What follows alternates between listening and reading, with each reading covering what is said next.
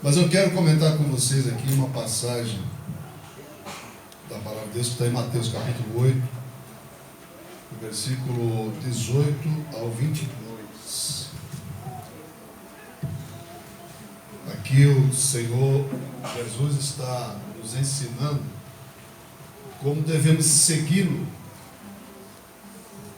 Hoje já tivemos aqui algumas oportunidades, irmãos, das irmãs que falaram acerca disso, assim, por outras palavras, por outro jeito, com outra abordagem, mas com o mesmo objetivo. Porque nós estamos aqui na igreja, estamos para aprender. Para aprender, irmãos. Você precisa vir na igreja, irmãos, primeiro com o espírito adorador, para adorar o Senhor, e depois com a tua mente aberta, preparada para aprender.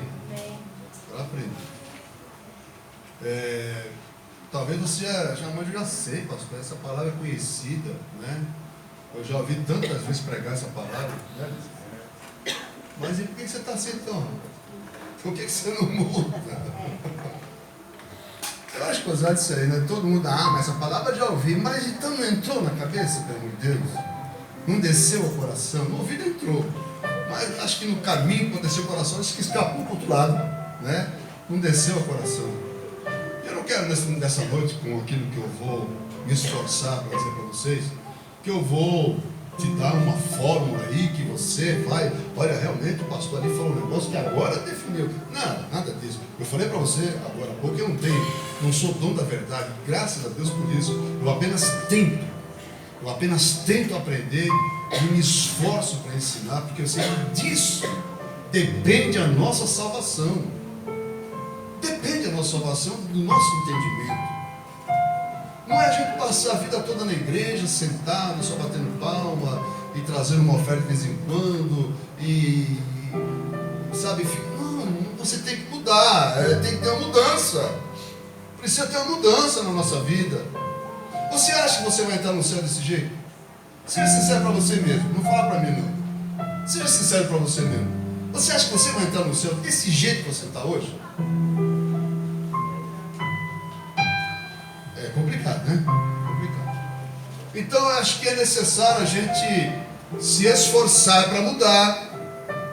Porque a palavra diz que lá no céu não entra pecado. Começa assim. No céu não entra o pecado. E agora, o que é pecado? Eu não sei, eu não vou entrar nesse assunto, porque não é esse detalhe hoje, né? Mas você sabe muito bem o que é pecado. Existem muitos detalhes, muitas minúcias, que nos levam muitas vezes a transgredir o que o Senhor quer para a nossa vida. Nesse momento aqui, Mateus 8, versículo 18, diz que Jesus, vendo em torno de si uma grande multidão, ordenou que passassem para a outra margem. E aproximando-se dele um escriba, disse: Mestre, aonde quer que fores, eu te seguirei. E disse Jesus: as raposas têm covis e as aves do céu têm ninhos, mas o Filho do Homem não tem onde reclinar a cabeça. E outro de seus discípulos lhe disse: Senhor, permita-me que primeiramente vá sepultar meu pai. E Jesus, porém, disse-lhe: segue-me e deixa aos mortos o sepultar os seus mortos. Só que você vê que são colocações tão simples, tão básicas, mas tem uma profundidade tão grande que talvez as pessoas não dêem o devido valor a isso.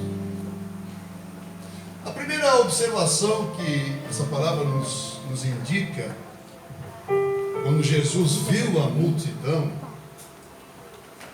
vou falar em multidão, eu fiz uma reflexão hoje à tarde e me lembrei de alguma coisa.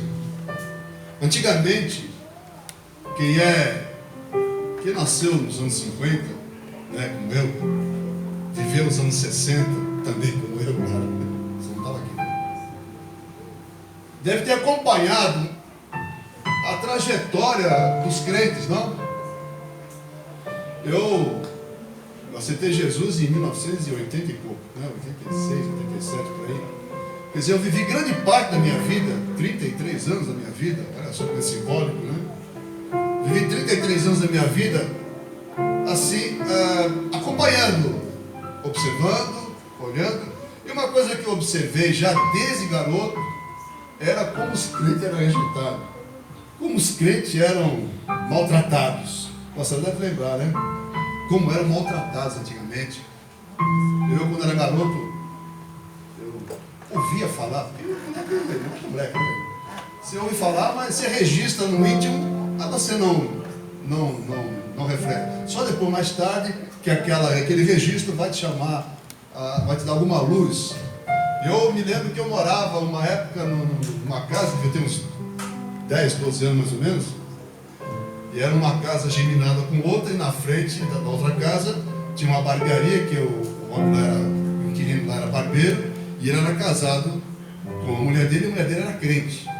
Ele não, ele era português inclusive também. E o meu pai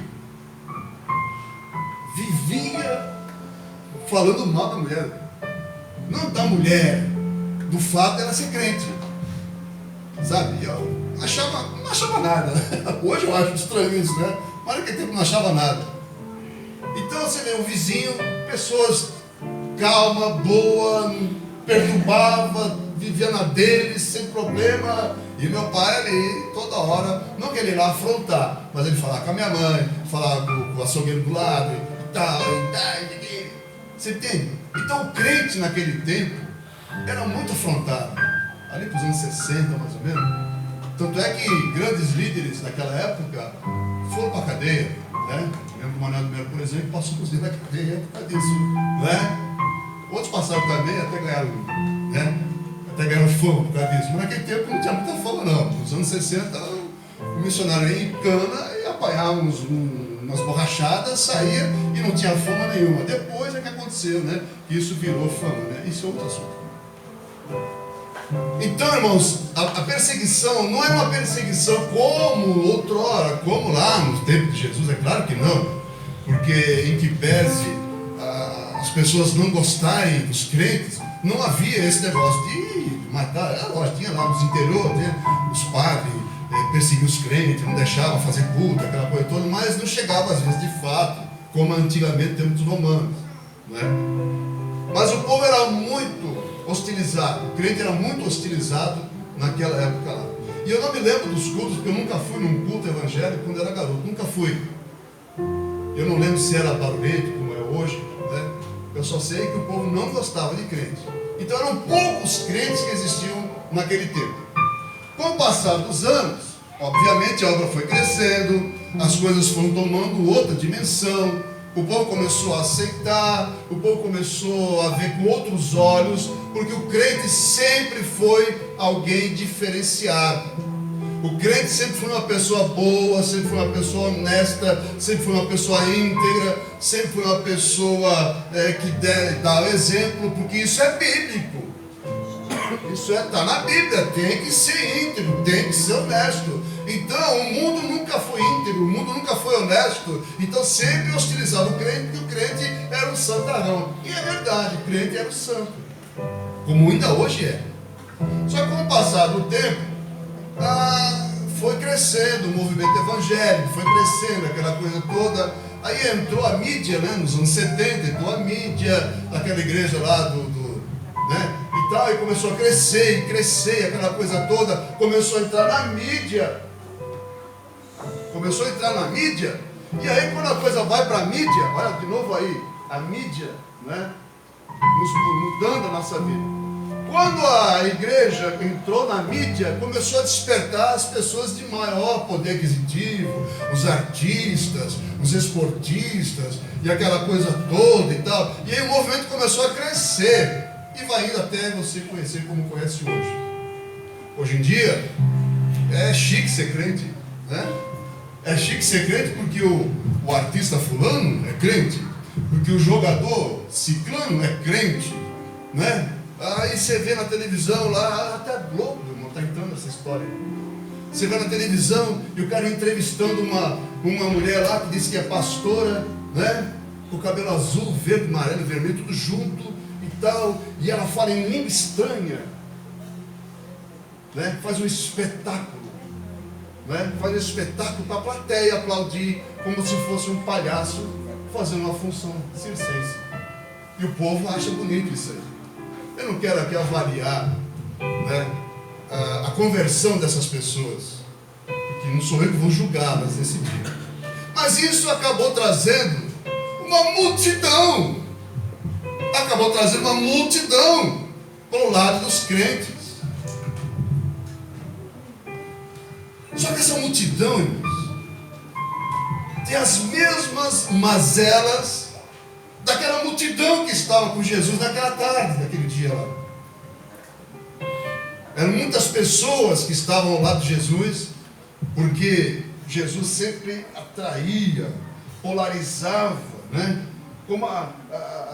Como fosse uma tábua de salvação, né? Para as pessoas. Como hoje, modernamente, ainda um ou outro ainda consegue trazer multidões para perto de si, porque ele tem uma certa instrumentalidade, ele tem uma certa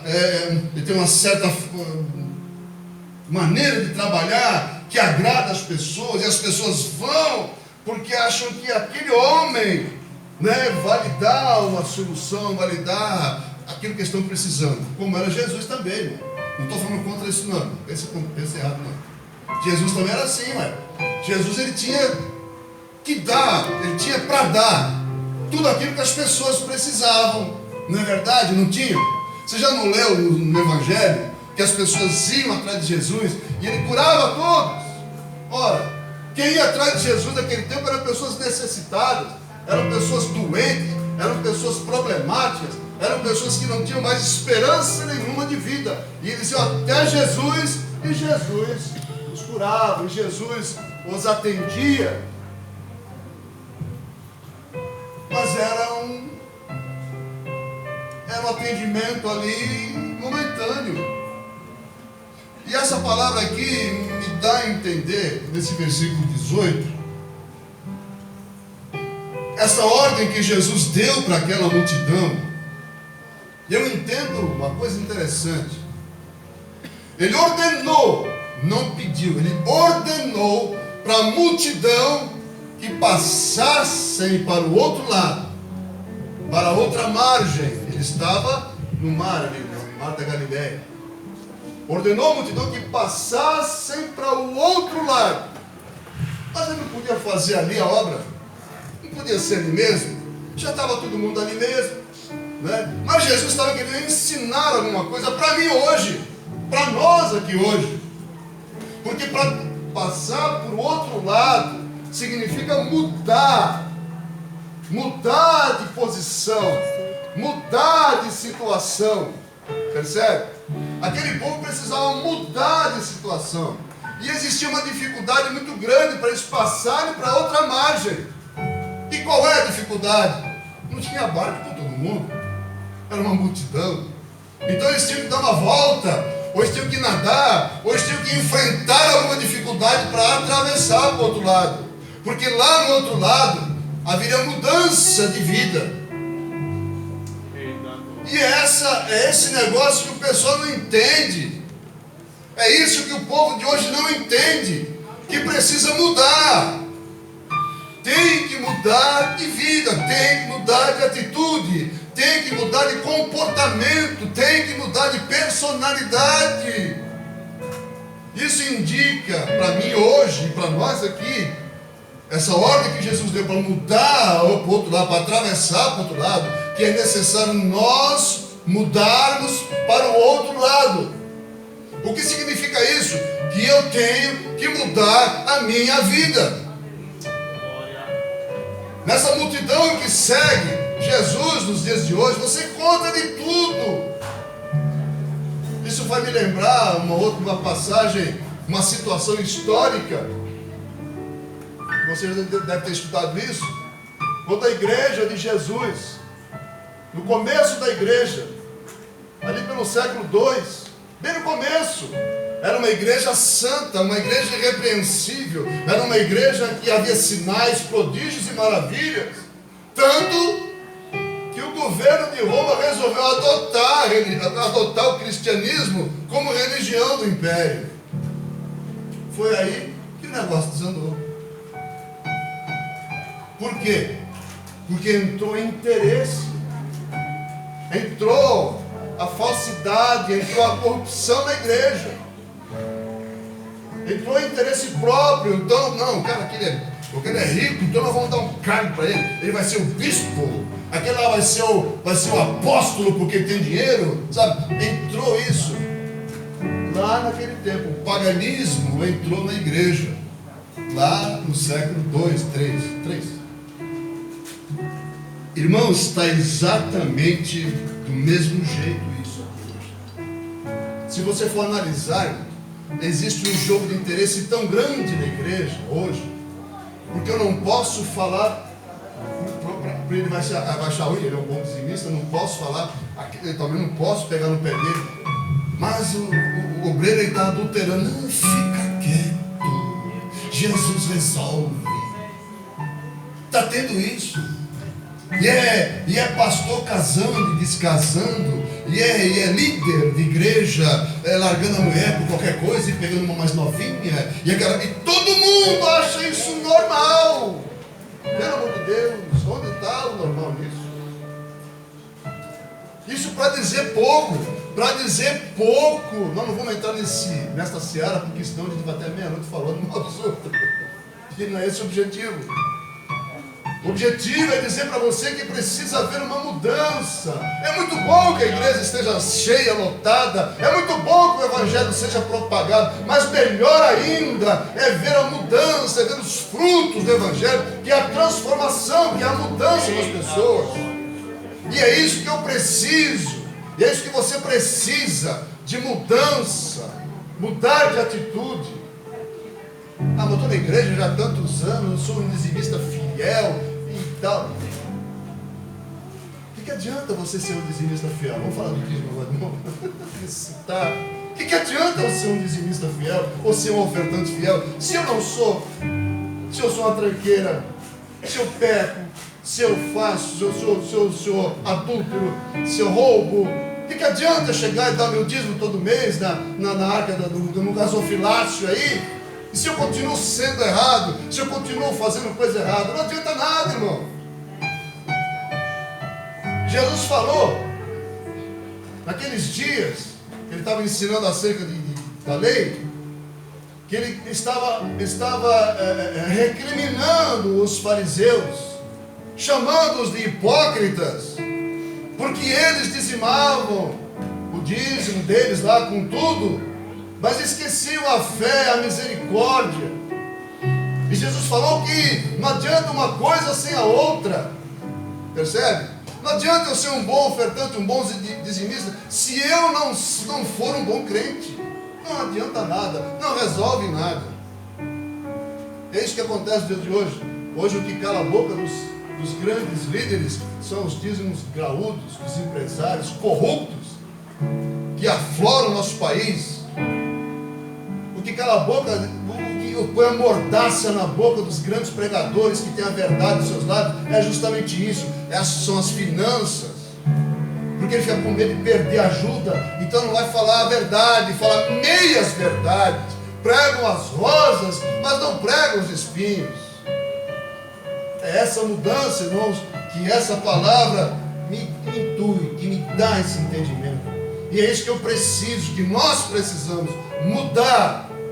Eu sei que aqui não tem nenhum empresário corrupto, até porque não tem quase ter empresário, né? Eu sei que não tem ninguém adulto, pelo menos até onde a vista alcança. Não vou fazer nenhuma pesquisa, não é? Mas aqui a nossa igreja é uma igreja um pouco diferente, vamos dizer assim, né? Eu acho que aqui, como uma igreja pequena, você consegue ter uma visão mais ampla, né, de como é a membresia. Mas ainda assim, mesmo assim, ainda precisamos alguma coisa, precisamos ainda mudar alguma coisa, precisamos estar ouvidos à voz do Senhor. Nunca se esqueça que existe um adversário perigoso. Um adversário que não tem misericórdia, cruel, que quer te destruir. Ele nem aparece aqui. Já faz tempo que eu não vejo por aqui. Mas ele está por aí. É o diabo, o adversário das nossas almas, que está procurando nos tragar. E ele, irmãos, quando ele encontra uma igreja que tem uma certa responsabilidade com o Senhor, ele muda a estratégia. Ele não entra assim, né? Não entra assim todo espalhafatoso, não. Ele entra pelas beiradas, ele entra semeando discórdia, semeando tanta coisa, semeando mentiras, falsos ensinamentos, para poder desestabilizar a igreja. São estratégias que o diabo usa. Porque o diabo, cada época que passa, cada tempo que passa, ele muda o jeito de trabalhar. O diabo não é bom, não. O diabo sabe trabalhar também, só que ele trabalha para o mal. Então é necessário que eu possa compreender esta palavra. Precisa haver mudança. Tem que haver mudança. Só quero citar mais um outro versículo, que é o seguinte: e aproximando-se dele um escriba, disse: mestre, aonde quer que fores, eu te seguirei. Eu acho que muita gente teve essa mesma inclinação quando aceitou Jesus, não é mesmo? Muitos de nós, quando aceitamos Jesus, nós não queríamos carregar só a pasta do pastor, não. A gente queria carregar a igreja nas costas. A gente queria fazer tudo na igreja, não é verdade? E o que é que mudou de lá para cá, irmão? O que é que mudou de lá para cá? Se o Jesus é o mesmo, a igreja é a mesma, a palavra é a mesma, a unção é a mesma, o objetivo é o mesmo. O que é que mudou então? Presunção. Presunção. Nós achamos que com a nossa fé, com a nossa disposição, a gente ia conseguir alguma coisa mais. Não, porque a igreja tem um monte de gente aí, mas se eu fizer tudo sozinho, eu vou ganhar, eu vou ser melhor. Isso chama-se presunção. É isso que esse fariseu, que esse escriba estava querendo mostrar para Jesus. Eu sou um escriba. Escriba não era uma posição social que havia na época. Eu tenho uma relevância. Então, para onde tu fores, eu te seguirei. Querendo mostrar com a sua presunção, ou com a sua arrogância, alguma coisa. Mas Jesus falou: rapaz, menos. Aí ele citou: olha, os lobos, né, os animais do campo, eles têm aonde dormir, tem um lugarzinho para dormir. As aves do céu também têm ninho para se abrigar. Agora o Filho do Homem não tem sequer aonde dormir, não tem sequer aonde reclinar a sua cabeça, mostrando que não adianta nada ter tudo se não tiver a disponibilidade, se não tiver a humildade do servo.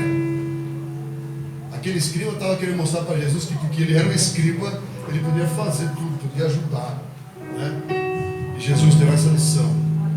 Talvez não seja o caso aqui nesse lugar, e eu acredito que não seja isso, mas tem muito lugar que é assim, infelizmente. Pessoas que têm a sua posição social elevada e acham que isso vai fazer a diferença no reino. Não vai, não vai.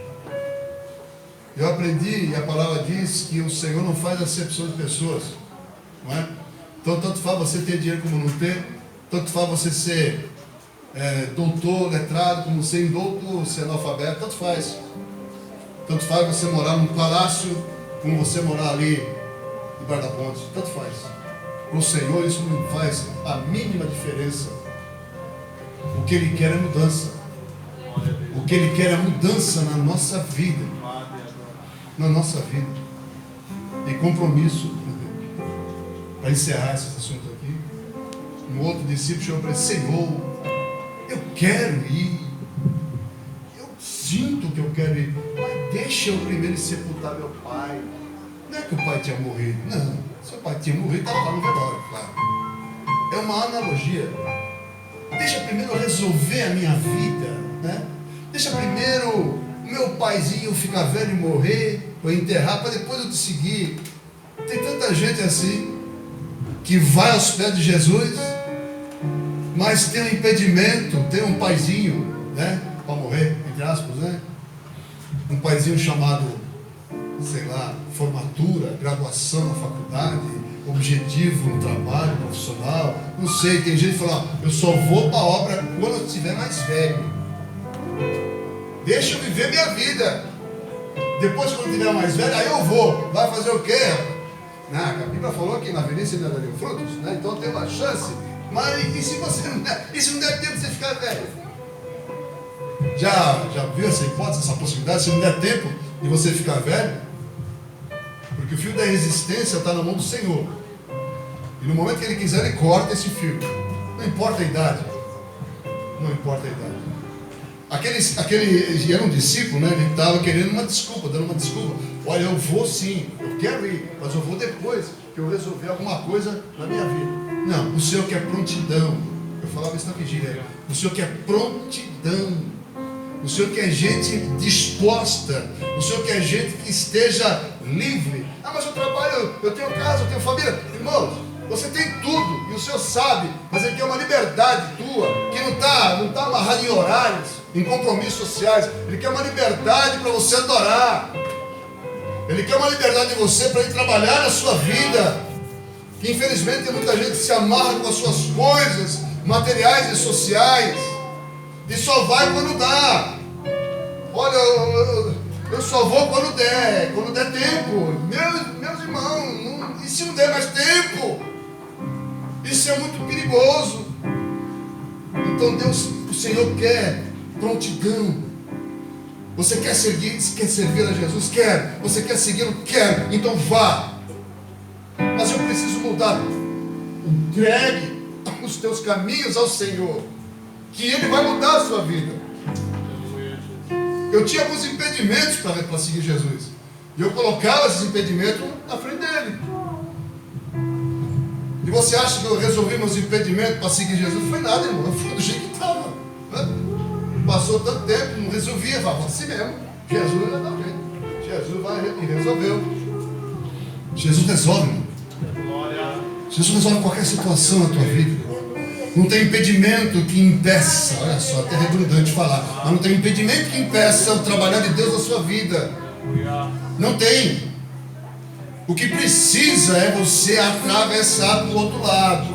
É você ouvir a voz do Senhor e atravessar para o outro lado. A travessia pode ser conturbada, a travessia pode ser trabalhosa, a travessia você pode até perder alguma coisa, como muitos de nós perdemos. Perdemos amizades, perdemos relacionamentos, perdemos até dinheiro, mas resolvemos atravessar.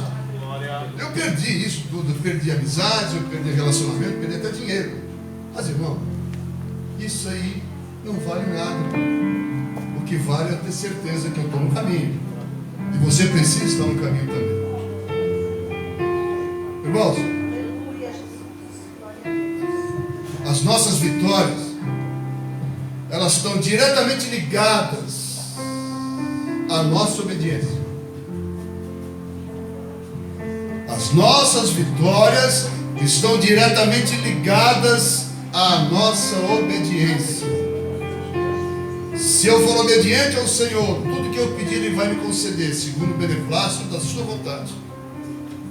Agora, se eu colocar a minha vontade em primeiro lugar, aí não funciona. Não funciona. Você compreendeu a dimensão dessa palavra simples, tão conhecida, etc. Mas que você precisa parar para meditar, você precisa parar para ver, para fazer uma análise, uma introspecção na sua vida, para saber se o que você está fazendo, se está correto, se Deus está se agradando da sua forma de trabalhar, da sua forma de agir, da sua forma de adorar. Isso tudo vai fazer diferença, irmão, naquele grande dia. Amém? Você compreendeu essa palavra? Compreendeu mesmo? Então fique com ela no teu coração, medite nela. Vai em casa de novo, faz uma orelhinha aí na página da tua Bíblia aí, né? E olha, medita, irmão, medita. A Bíblia é para você ler e meditar. Não é só para pegar de dia de culto, não.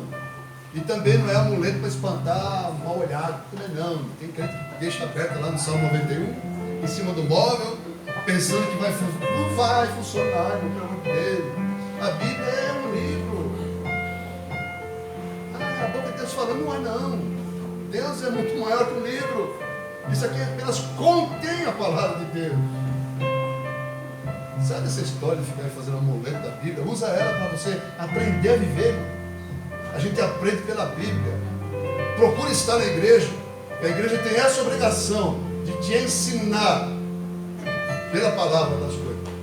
Existe escola bíblica, existe escola teológica, tal, que dá mais a profundidade, mas o arroz com feijão é no dia a dia. Bem? Que você possa receber essa palavra e colocá-la em prática. Não adianta só ouvir, legal, gostei. Não, você não tem que gostar, não. Se você gostar da palavra, senão ela não funcionou, né? Ela tem que te incomodar, irmão. A palavra tem que te incomodar, faz tipo uma coisa que não está legal, né? Ela pegou aqui, pegou ali, então é assim mesmo. Se a palavra te incomodou, irmão, aí significa que funciona alguma coisa, amém? Dê uma salva para Jesus, dela.